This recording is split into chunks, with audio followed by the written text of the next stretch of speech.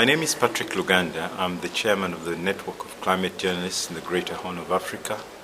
It's a network of journalists that tries to promote climate information for better use among the public, working very closely with the science community.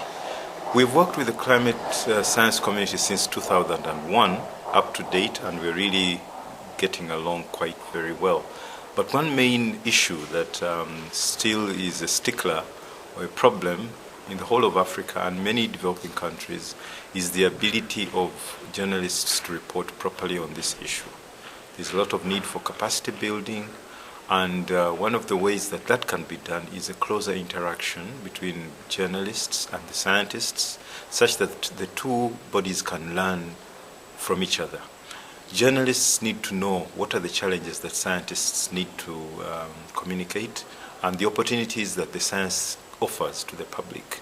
They need to know that this is a science of uncertainty, a science of probability, and with probabilities you have got a chance for it being 100% true or a chance for it being wrong. So the probability could be that 70% of the times it is true and 30% it may not be true. And that 30% can occur.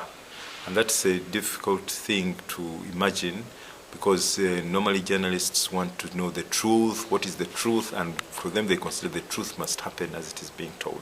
So it's a communication challenge, and one of the ways to overcome it is to understand the science. And this is what I'm calling for, a closer cooperation between scientists and journalists to interact. And also the scientists need to know, how do journalists communicate?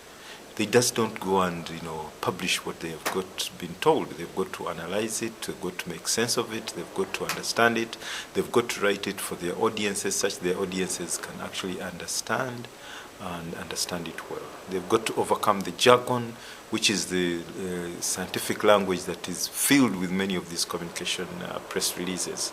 They've got to make sense of it, and they do it such that the ordinary listener or ordinary viewer can understand properly.